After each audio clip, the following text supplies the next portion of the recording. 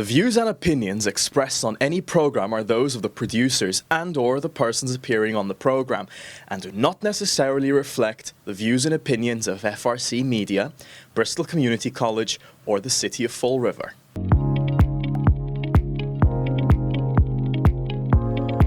It's time now for our weekly conversation with the Mayor of the City of Fall River, Mayor Paul Coogan, who joins us from Government Center. Mayor, how are you this week?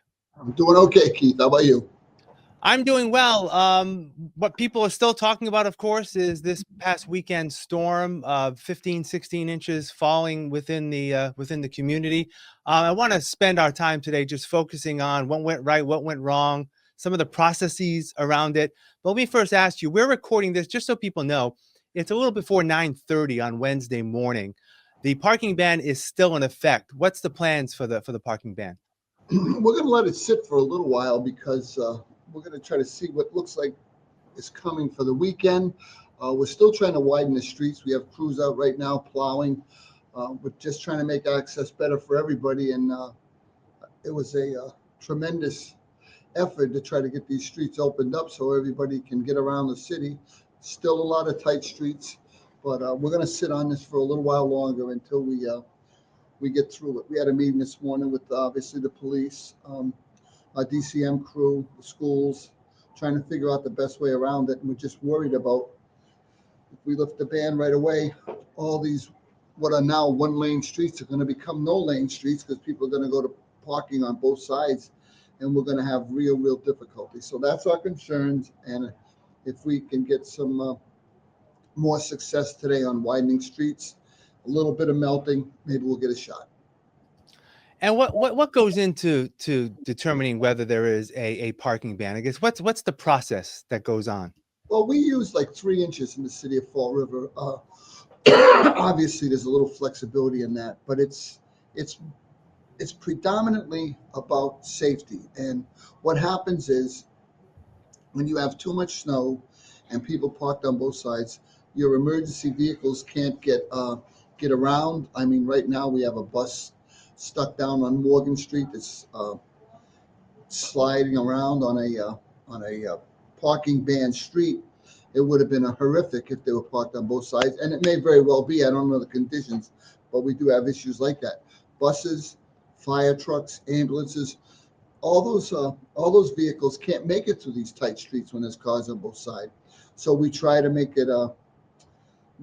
people aware that we need them to move their car. With this one, we gave as much notice as we could that the parking ban was coming. I think everybody in the country knew we were going to get walloped. So I don't really think anybody got blindsided unless they've been sleeping for 2 or 3 days, because this snow was well predicted. They were pretty accurate this time, and it was significant. There was not many ways around it. Obviously, we're still trucking it out. We were widening lanes last night at Durfee. We're taking snow off the corners at Doran School. This is a challenge, and we're staying with it and doing the best we can. Now, schools on Wednesday today were delayed a couple of hours. Did you hear of any incidents? I mean, obviously, we're still within that window in terms of children going to school. Have you heard, other than that bus you mentioned, there been any other issues you've seen and heard? No, I haven't heard of any. Obviously, I was around this morning. I visited like 5 or 6 schools. I drove around to see what because last night we were literally trucking snow away from the schools so the kids would have access to be dropped off and get into the buildings in the morning.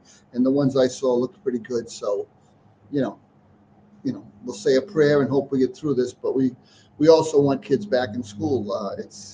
It's not good to disrupt learning like this. A lot of kids depend on the schools both for meals, for supports, and we wanted them back in school. And we're going to do our best to keep them safe and get them through today. I mean, look at what's coming Friday. They're talking a high of 15 to 17 and a low of -1. Again, it's going to be a very challenging day for attendance. I'll bet you we have a number of challenges today, but we got to try to work our way through the winter. Speaking of the challenges, what were the challenges in terms of the cleanup? I know the city is still seeking plow drivers. We talked about this last week. What was that the big issue? What was the issue about getting things clean in a timely manner as quickly as you could within the restrictions, obviously? It's funny because we've had such light winters the last couple. People just kind of seem like a lot of them seem like they've gotten away from plowing.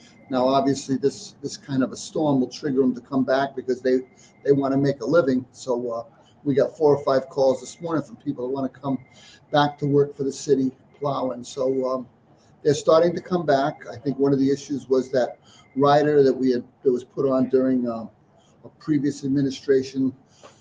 It probably wasn't necessary because all of our trucks have to, obviously provide a valid registration and valid insurance coverage. So we'll try to get these guys into the fold and see what we can do going forward. Again, we may get a pop this weekend, but we're gonna cross our fingers and see what happens. All right. Speaking of moving forward, a lot has been done. There's still warming centers across the city. It happened just prior to the storm.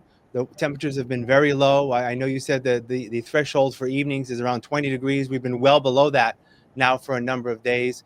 What's been the status of that? Have people come in? I know the FAST team is always out there doing things. What was the status about getting those who are unhoused protected during this stretch?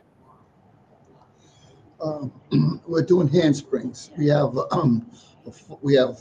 Tomeo Center. We have the second floor, the first step in. Both are full, and we have the conference room downstairs, which we're using as an overflow shelter. Very, very challenging population. We can't keep them there during the day, so with God's help, we've been using Christ the Rock Church as our daytime warning shelter. I've been in all the places. I was at Christ the Rock the other day, and there were people that had to go back to Durfee Street. I ended up giving 4 people a ride in my car to get them down there so that they weren't walking in the freezing cold. And it's just a tremendous challenge. The team we have taking care of this is just, working themselves, to the bone. I think we have some volunteers that came through that were able to stagger people around, but you need 2 or 3 people in there a night to watch it, and they're up all night long. It's a very, very challenging population, and anything can trigger them. So you got to keep your eye on them and make sure you work with them to support them, and if they need something to eat, if they need a drink, and it's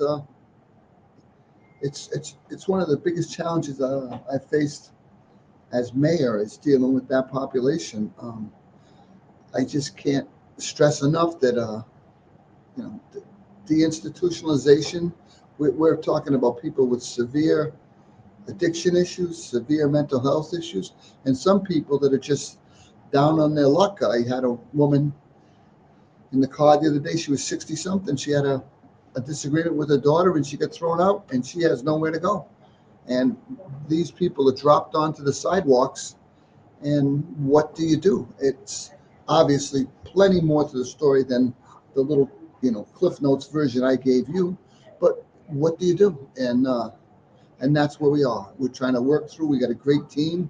We got great support people, all trying to do their best to help these people. And but again, we don't want someone, freezing to death in Fall River.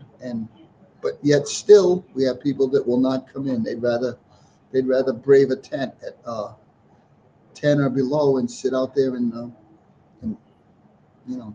not go to shelter. Yeah. So just a reminder for those who may be watching, in terms of the warming centers, that's going to continue right through this week, correct? Into Saturday. Is that right now the plan? Yeah, absolutely. I've looked at the temperature. We're not getting a break till next Monday, I think, but it's going to be the rest of this week. So at a minimum, it'll be till Saturday or Sunday. And again, come on in. We don't want you out in the cold. We'll do whatever we can. All right, Mayor Paul Coogan, I appreciate your time. We'll talk again next week. Take care. Thanks, Keith. All right. And thank you for joining us here at FRC Media. I'm Keith Tebow. Have a great week.